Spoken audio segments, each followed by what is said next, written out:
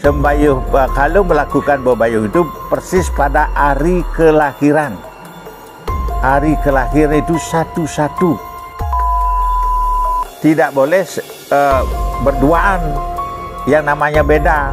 Itu kalau pengelukatan yang tepat atau bebayuh yang tepat, pengelukatnya satu-satu.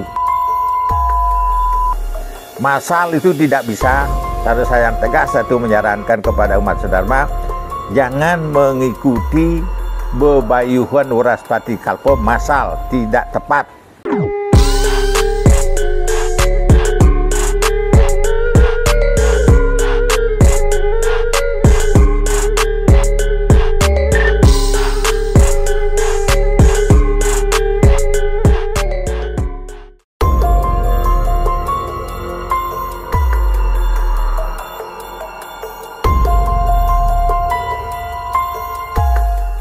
Upacara Mabayu Oton merupakan salah satu upacara manusayatnya yang bertujuan untuk membebaskan manusia dari belenggu satripu atau sifat-sifat keraksasaan yang dibawa sejak lahir. Sehingga upacara Mabayu Oton identik dengan upaya memusnahkan karakter buruk yang sudah dibawa dari lahir.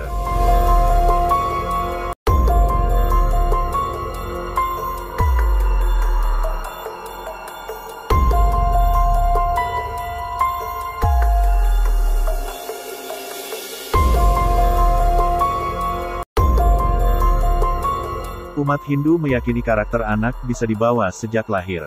Apabila anak memiliki utang atau kapiutangan saat ia lahir, maka akan berdampak pada karakternya kelak ketika ia sudah dewasa. Guna memusnahkan karakter buruk yang sudah dibawa dari lahir itu, masyarakat Bali melakukan upacara Mabayu Oton.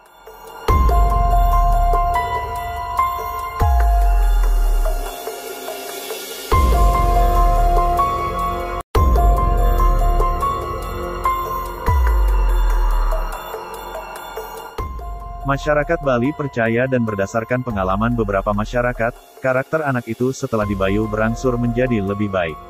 Kelahiran umat manusia pada dasarnya semua membawa hutang. Oleh karena itu kita sebagai manusia, khususnya umat Hindu wajib melakukan upacara pebayuhan Oton.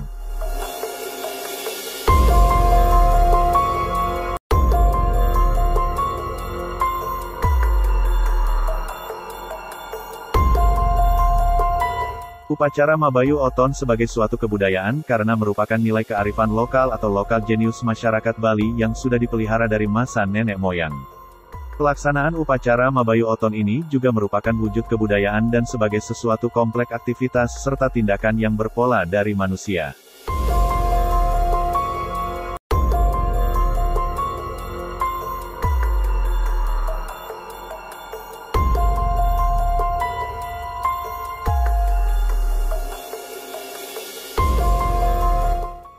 Upacara Mabayu Oton biasanya diperingati dengan menentukan hari, umumnya dipakai adalah Wewaran dan Wawukon. Namun belakangan ini banyak umat yang melakukan upacara pabayuhan massal dan waktu pabayuhannya tidak sesuai dengan Wewaran dan Wawukon yang bersangkutan.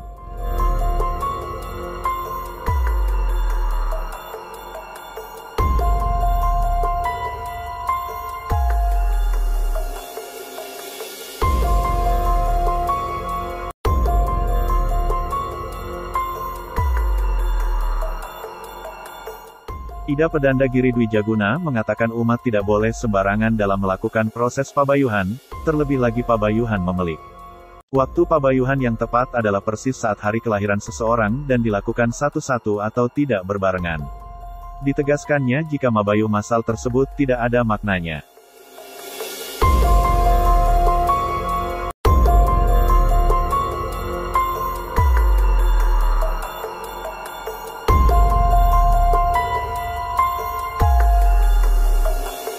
Berikut penjelasan selengkapnya dari Ida Pedanda Giri Dwijaguna.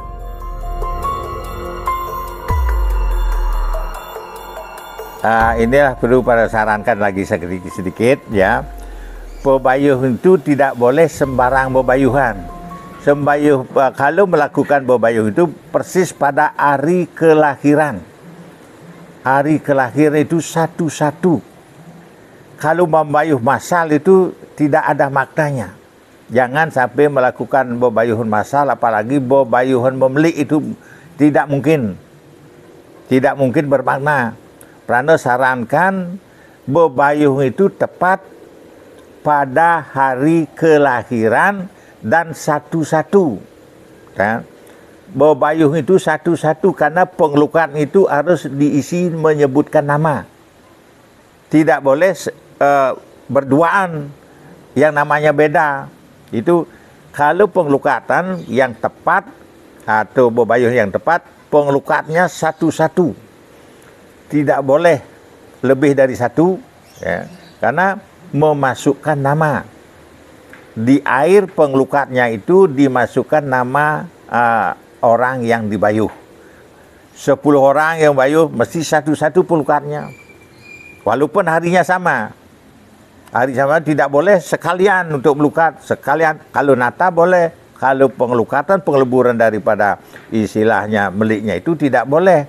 Secara bersama-sama itu istilahnya melakukan pengeleburannya. Mesti satu-satu ya. Karena satu namanya si A, jadi pengelukatnya satu. Jadi, berapa kali kita melukat? Kalau 10 ya 10 kali kita melakukan pengelukatan. Peleburan itu, itulah perlu. Dan kalau mana kita mau bersama-sama, kalau boleh jangan itu, kalau boleh peranan karena tidak bermakna. Kecuali pengelukatan sapu leger pada tumpak wayang. Itu baru bisa bersama. Kalau bebayuhan tidak bisa bersama-sama. Masal itu tidak bisa. Saya yang tegas satu menyarankan kepada umat sedharma, jangan mengikuti bebayuhan Waraspati Kalpa masal, tidak tepat. Kan? Karena bebayuh itu harus tepat pada hari lahir dan sesuai tepat dengan nama yang bersangkutan. Ya kan? Itulah perlu Pranda sampaikan dan tegas dengan Pranda, bebayuhan masal Waraspati Kalpa itu tidak bermakna, tidak boleh. Karena bebayuh itu menyangkut masalah identitas tersendiri. Karena masing-masing itu mempunyai, yang guru mempunyai dari nama tersendiri dan pasangan tersendiri. Itu tidak boleh dicampur adukan, tidak boleh dinetralkan bersama. Itulah Pranda sarankan, jangan sampai bebayuhan Waraspati Kalpa itu masal, tidak bermakna. Nah itulah. Itu aja Pranda sarankan lebih spesifik lagi untuk bebayuhan. Apalagi bebayuhan melik.